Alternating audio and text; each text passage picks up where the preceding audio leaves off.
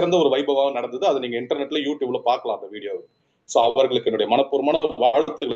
இப்படிதான் அந்த ஜதி பல்லுக்கு அப்படின்ற அந்த ஒரு கான்செப்ட், அந்த அந்த ஒரு நிகழ்வு நடந்துட்டு இருக்கு.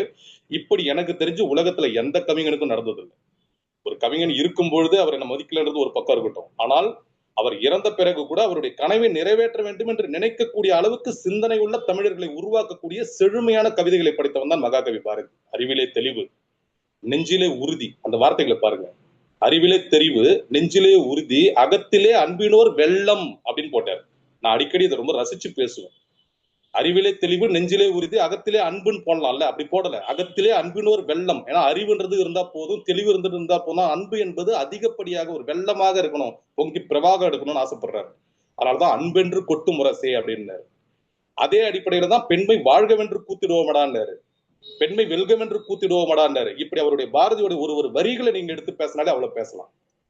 பாரதி நவீன ஆத்திச்சூடியிலிருந்து 2 வரிகளை வச்சுதான் உங்களுக்கு நான் அந்த தலைப்பான கொடுத்திருந்தேன். அதில் ஒரு மிகச்சிறந்த வரி தான் அந்த பெண்மை வெல்கவென்று கூத்திடுவோமடான்ற வரிக்கு ஒப்பான ஒரு வரி. தையலை உயர்த்துவோம். பல பேர் ஒருத்தர் கூட கேட்டார், தையல் மிஷினான்னாரு. கொடுமையே நினைச்சுக்கிட்டேன் மனசுக்குள்ள. ஏன்னா தையல் என்பது பெண் என்பது கூட தெரியாத பல பேர் இந்த நாட்டுல வாழறாங்க. அதுதான் இந்த நாட்டின் கொடுமை. அதனாலதான் பாரதி இப்படி இருந்தா. நான் பலமுறை சொல்லியிருக்கேன், 2 விஷயங்கள் இந்த தமிழினம் வெட்கி தலை குனியணும்னு. அதையும் இந்த நேரத்துல பதிவு செஞ்சு ஒரே நிறைவு செய்யறேன். 2 விஷயத்துல தமிழினம் வெட்கி தலை குனியணும். ஒண்ணு, 9 ஆண்டுகள்ல ஒரு சிறப்பான ஆட்சியை கொடுத்து இன்றளவும் நாம் பயன்படுத்திக் கொண்டிருக்கின்ற பல அணைகளை, பல பள்ளிக்கூடங்களை, பல திட்டங்களை கொடுத்த கர்ம வீரர் காமராஜரையே தோற்கடித்த ஒரு அறிவு கட்ட மக்களாக நம்மளுடைய மக்கள் இருந்தாங்க. அதை வெட்கி நம்ம தலை குனியணும். ஒவ்வொரு நிமிஷமும் நம்ம அதை நினைச்சு வேதனைப்படணும்.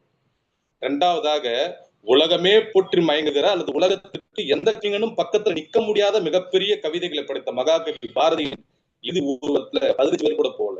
காரணம், அறிவை உணர்வதற்கே ஒரு அறிவு வேணும். அந்த அடிப்படையில் தான் நமது தமிழ் இது போன்ற ஆளுமைகளோட இந்த நிகழ்ச்சிகளை தொடர்ச்சியா செய்யறோம்.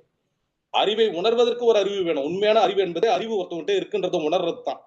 அதற்கே ஒரு அறிவு வேணும். அப்ப அந்த அறிவார்ந்த சமுதாயத்தை உருவாக்கினால்தான் அறிவு உணரப்படும், அறிவு அங்கீகரிக்கப்படும். அதே போல அன்பை உணர்வதற்கே அன்பு அங்கீகரிக்கப்படும். அன்பை உணர்றதுக்கே ஒரு அன்பு வேணும், அருளை உணர்வதற்கே ஒரு அருள் வேணும். இது எல்லாத்தையும் உணர்றதுக்கு அடிப்படையில அறிவுன்றது ஒண்ணு வேணும். அந்த அறிவு உச்சகட்டமா இருக்கணும்ன்றதுனால தான் அறிவிலே தெளிவுன்ற முதல் வார்த்தையை போட்டு அந்த பாட்டு ஆரம்பிக்கிறது. நான் சார்ந்த மருத்துவத்துறை சார்ந்த பாட்டு கூட ஞாபகம் வருது பாருங்க. பாரதியை பத்தி பேசும்போது ஊற்று எடுக்குது, என்னால நிறுத்த முடியல, ஆனாலும் நிறுத்தி ஆகணும்ன்ற கட்டாயத்துல நான் நிறுத்துறேன். திசையுறு பந்தினை போல் உள்ளம் வேண்டும்படி செல்லும் உடல் கேட்டேன். கண்டிப்பா இந்த பாட்டோட நான் நிறைவு செய்யறேன். ஏன்னா இது ஒரு பொருத்தமான பாட்டா இருக்கும்ன்றதுனால. ஏன்னா பாரதிக்கு தடை போட முடியாது. பாரதி நமக்குள் வாழ்ந்துட்டு இருக்காரு. பல நிகழ்ச்சிகளை நம்ம நடத்துறோம். ஆனாலும் உங்களை போன்ற ஆளுமைகளோட கருத்தையும் நான் கேட்கணும்னு விரும்புறேன். ஒரு மனிதனுக்கு தேவையான 5 விஷயங்களை ஒரு அற்புதமான பாட்டுல இதையும் எழுதி ஓட்டணும்னு பல கல்லூரி மாணவர்கள்ட்ட பேசும்போது நான் சொல்லுவேன்.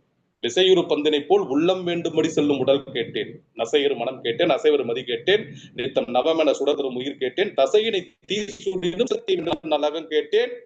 இது எல்லா கவிஞர்களும் எழுதுவாங்க இதுவரையிலும். மகாகவி பாரதி எங்க நிக்கிறார்னா, இவை அருள்வதில் உனக்கு எதுவும் அப்படின்னு பராசக்தி